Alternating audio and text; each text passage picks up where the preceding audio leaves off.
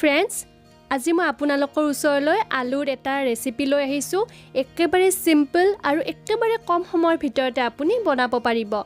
বিশেষকৈ এই ৰেচিপিটো ল'ৰা ছোৱালীটো বহুতে প্ৰিয় হয়।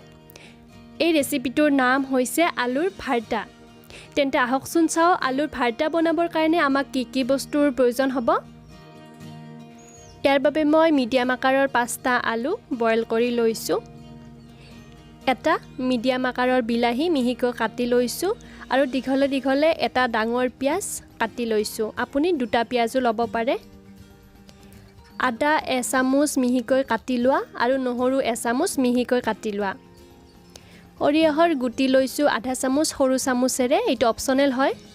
গোটা জিৰা লৈছোঁ আধা চামুচ সৰু চামুচেৰে। ধনিয়াৰ গুড়ি লৈছোঁ আধা চামুচ সৰু চামুচেৰে। তেজপাত দুখিলা লৈছোঁ আৰু এটা শুকান জলকীয়া লৈছোঁ। কেঁচা জলকীয়া 3টা মিহিকৈ কাটি লৈছোঁ। এচামুচ সৰু চামুচেৰে হালধিৰ গুড়ি আৰু নিমখটো সোৱাদ অনুসৰি ল'ব। ইয়াতে মই সৰু চামুচেৰে 3-4 চামুচ মিঠাতেল লৈছোঁ।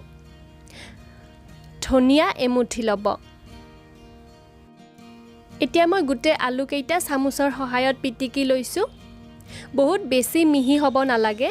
পিটিকি লওঁতে আপুনি হাতেৰেও আলুকেইটা পিটিকিব পাৰে।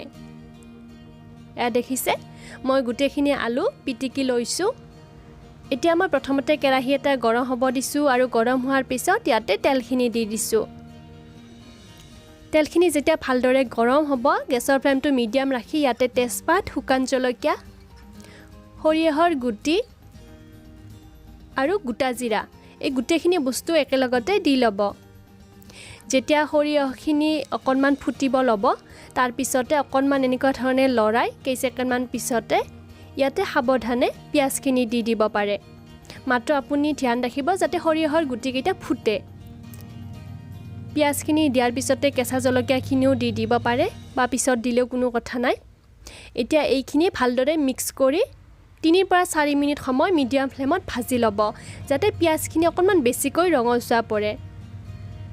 3-4 মিনিট পিছত মই নহৰুখিনি আৰু আদাখিনিও দি দিছোঁ। যদি আপুনি বিচাৰে নহৰু আদাৰ পেষ্ট বনাইও দিব পাৰে।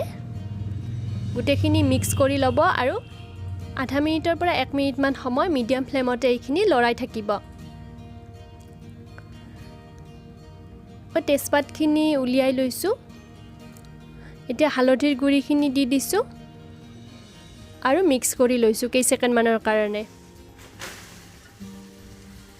ইয়াৰ পিছতে ইয়াতে মই কাটি থোৱা বিলাহীখিনিও দি দিম আৰু বিলাহীখিনি যাতে সোনকালে কোমল হৈ পৰে তাৰ বাবে অকণমান নিমখ ছটিয়াই দিছোঁ। মিক্স কৰি লৈছোঁ।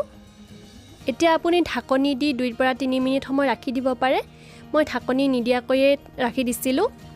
এয়া দেখিছে বিলাহীখিনি কোমল হৈ পৰিছে। এনেকুৱা ধৰণে আপুনি অকণমান প্ৰেছ কৰি দিব পাৰে। এতিয়া ইয়াতে পিটিকি থোৱা আলুখিনি দি দিব। গোটেইখিনি আলু দি দিছোঁ। নিমখখিনি দি দিছোঁ, বাকী ৰৈ যোৱা আৰু ধনিয়াৰ গুড়িখিনি দি দিছোঁ। আপুনি যদি বিচাৰে ইয়াতে আমচুৰ পাউডাৰো দিব পাৰে, মেংগো পাউডাৰ। আৰু গোটেইখিনি মিডিয়াম ফ্লেমত ভালদৰে তল ওপৰ কৰি মিক্স কৰি ল'ব। মিডিয়াম ফ্লেমত এইখিনি 2 মিনিটৰ কাৰণে মিক্স কৰি ল'ব ভালদৰে আৰু তাৰ পিছত গেছৰ ফ্লেমটো ল' ৰাখি 2 মিনিটৰ কাৰণে ঢাকনি দি ৰাখি দিব। ল' ফ্লেমত 2-3 মিনিট ৰখাৰ পিছত ঢাকনিখন মই উঠাই লৈছোঁ আৰু ইয়াতে ধনিয়াখিনি দি দিছোঁ। এতিয়া পুনৰ এইখিনি ভালদৰে মিক্স কৰি ল'ব। আপুনি যদি বিচাৰে ইয়াতে এচামুচ নেমুৰ ৰসো দিব পাৰে। এতিয়া দেখিলে নহয় কিমান কম সময়ৰ ভিতৰতে আলুৰ ভাৰ্তা তৈয়াৰ হৈ গ'ল। মই গেছটো অফ কৰি দিছোঁ আৰু গৰমে গৰমে পৰিৱেশন কৰাৰ বাবে প্লেট এখনত উলিয়াই লৈছোঁ। এনেকুৱা ধৰণে আপুনি পৰঠাৰ লগত, ৰুটিৰ লগত বা ভাতৰ লগতো পৰিৱেশন কৰিব পাৰে। যেতিয়া কেতিয়াবা আপোনালোকৰ নিমখ ভাত খাব মন যায় তেতিয়া এনেকুৱা ধৰণে আলুৰ ভাৰ্তা লগত এখন চাটনি লৈ ভাতখিনি পৰিৱেশন কৰাৰ মজাই বেলেগ। ফ্ৰেণ্ডছ, মোৰ এই ভিডিঅ'টো চাই যদি আপোনালোকে ভাল পালে তেতিয়াহ'লে লাইক কৰিব, লগতে শ্বেয়াৰ কৰিব নিজৰ ফ্ৰেণ্ড আৰু ৰিলেটিভক। আজিলৈকে আহিছোঁ, ধন্যবাদ।